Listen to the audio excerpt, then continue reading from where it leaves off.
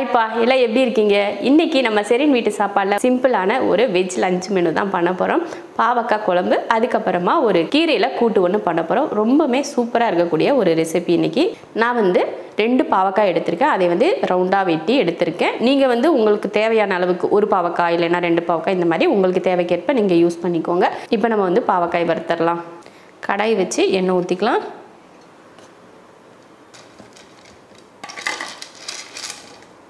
போல் பாவக்காயை இந்த மாதிரி கொஞ்சம் சின்ன சைஸாக கட் பண்ணி எடுத்திருக்கேன். இதை வதக்கிடலாம்.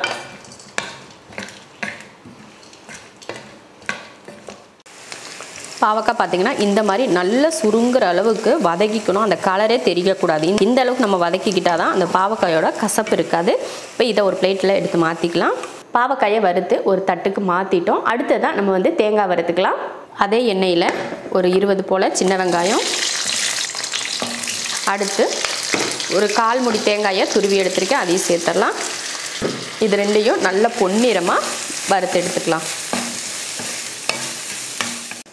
பார்த்தீங்கன்னா வெங்காயமும் தேங்காயும் நல்ல பொன்னிறமாக இந்த மாதிரி வறுத்தாச்சு. இப்போ இதை ஒரு பிளேட்டுக்கு மாற்றிடலாம். பாவக்காயும் சரி தேங்காயும் சரி இந்த மாதிரி நீங்கள் வறுத்துட்டு குழம்புக்கு பாவக்காய் குழம்பு செஞ்சிங்கன்னா ரொம்ப சூப்பராக இருக்கும். பாவக்காய் குழம்புல வந்து கசப்பே தெரியாது, அந்தளவுக்கு டேஸ்ட் நல்லாயிருக்கும். இப்போ நம்ம வந்து குழம்பு தாளித்து விட்டுறலாம். மறுபடியும் அதே கடாயில் தாளிக்கிறதுக்கு எண்ணெய் ஊற்றிக்கலாம். எண்ணெய் காஞ்சதுமே கொஞ்சமாக வெந்தயம் பொரிஞ்சதுமே கொஞ்சம் கருவேப்பிலை, சின்ன வெங்காயம் 100 கிராம் அளவுக்கு, அதில் ஒரு 5-6 பூண்டுப்பல். இதை வதக்கிடுவோம். பார்த்திங்கன்னா வெங்காயம் நல்ல பொன்னிறமாக வதங்கிருச்சு. இந்த டைமில் தக்காளி 2, கொஞ்சமாக உப்பு,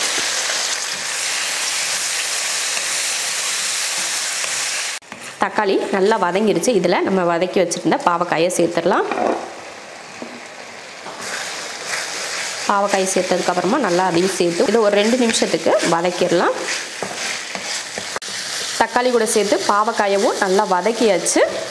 இதில் மல்லித்தூள் சேர்த்துடலாம். 1, 2, 3, அடுத்து 1 ஸ்பூன் மிளகாத்தூள், கொஞ்சம் மஞ்சள் தூள்.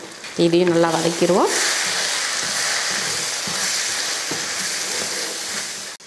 நல்லா மசால் போட்டு நல்லா வதக்கியாச்சு. இப்போ புளி சேர்த்துக்கலாம். ஒரு நெல்லிக்காய் அளவுக்கு புளி எடுத்து சேர்த்துருக்கேன்.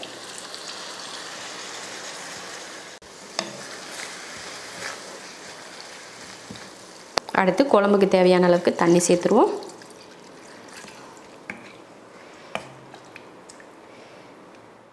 குழம்புக்கு தேவையான உப்பெல்லாம் சேர்த்துட்டு நல்லா கலந்தாச்சு. இப்போ தேங்காய் அரைச்சிக்கலாம். தேங்காய் வறுத்தோம் இல்லையா, அது வந்து நல்லா ஆறிடுச்சு. இப்போ இதை அரைச்சிருவோம். தேங்காய் வந்து அரைச்சாச்சு. இப்போ இதை குழம்புல சேர்த்துடலாம். குழம்பு தாளித்து விட்டு பார்த்திங்கன்னா நல்லா கொதிக்க ஆரம்பிச்சிருச்சு. இப்போ இதில் தேங்காய் ஊற்றிடலாம்.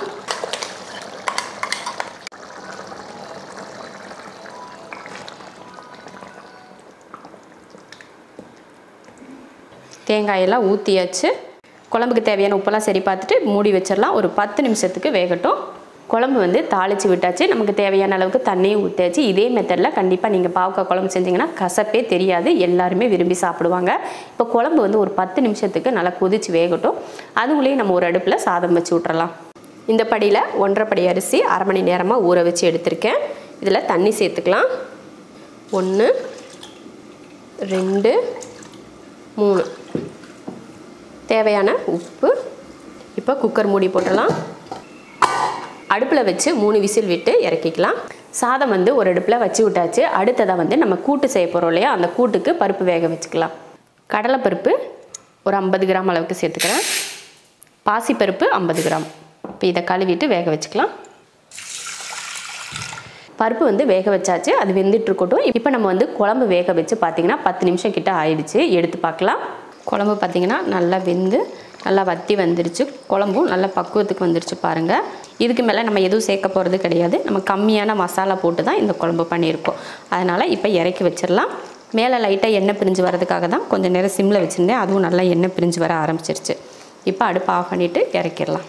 குழம்பு வெந்து நல்லா கெட்டி பக்குவத்துக்கு வந்துருச்சு. நல்லா அந்த எண்ணெய் பிரிஞ்சு வரணும் அப்படின்னா நீங்கள் கொஞ்சம் நேரம் அடுப்பை சிம்மில் வச்சுட்டு அதுக்கப்புறமா ஒரு 2 நிமிஷம் சிம்மில் வச்சா போதும். அதுக்கப்புறமா நீங்கள் எடுத்திங்கன்னா நல்லா குழம்புல வந்து நல்லா எண்ணெய் தெளிஞ்சு இருக்கும். அருமையான ஒரு பாவக்காய் குழம்பு ரெடி ஆயிடுச்சு. இப்போ இறக்கி வச்சிடலாம். அடுத்ததாக பார்த்தீங்கன்னா நம்ம வந்து கீரை கூட்டு செஞ்சுக்கலாம். நான் வந்து கீரை கூட்டு செய்கிறதுக்கு அரைக்கீரை ஒரு கட்டு எடுத்து க்ளீன் பண்ணி எடுத்து வச்சுருக்கேன். ஒன்று நீங்கள் சின்ன சின்னதாக வெட்டி எடுத்துக்கலாம், இல்லை ஒரு சிலருக்கு வந்து முழுசாக அந்த கீரை இலைகளை மட்டும் போட்டாலே பிடிக்கும் அப்படின்னு நினைப்பீங்களா, நீங்கள் அந்த மாதிரி கூட போட்டுக்கலாம். நான் வந்து ஒரு கட்டு கீரை எடுத்திருக்கேன். அதுக்கப்புறமா பார்த்தீங்கன்னா பருப்பும் பார்த்தீங்கன்னா நல்லா வெந்து வந்துருச்சு. அதையும் எடுத்து பார்த்துட்டு நம்ம தாளிச்சிடலாம். ஒரு கட்டு அரைக்கீரையை இது போல் க்ளீன் பண்ணிவிட்டு நான் வெட்டி எடுத்து வச்சுருக்கேன். பாருங்கள், பருப்பு நல்லா வெந்துருச்சு. கடலைப்பருப்பும் முழுசாக இருக்குது, பாசிப்பருப்பும் நல்லா குலைவாக வெந்திருக்கு. இப்போ நம்ம தாளித்து விட்டுறலாம். ஒரு பாத்திரம் வச்சு எண்ணெய் ஊற்றிடலாம். எண்ணெய் காஞ்சதுமே கொஞ்சம் கடுகுளுந்து, கடுகு பொரிஞ்சதுமே கொஞ்சம் சீரகம், ஒரு பெரிய வெங்காயம், 4 பச்சை மிளகாய். இப்போ இதை நல்லா வதக்கிடுவோம். இது கூட கொஞ்சமாக பெருங்காயத்தூள் சேர்த்துக்கலாம்.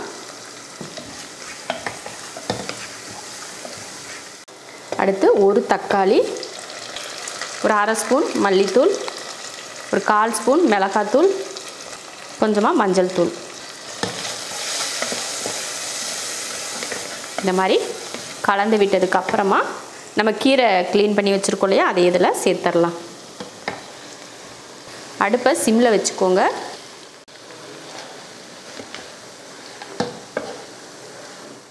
கீரை பார்த்தீங்கன்னா ஒரு 2 நிமிஷத்தில் வதக்குனிங்கன்னா இந்த மாதிரி வதங்கிரும்.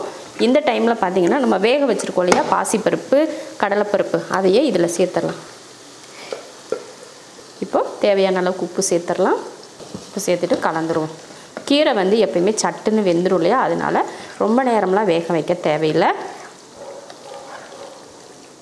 இப்போ அடுப்பை சிம்மில் வச்சுட்டு ஒரு 2-3 நிமிஷத்துக்கு மூடி வச்சிடலாம்.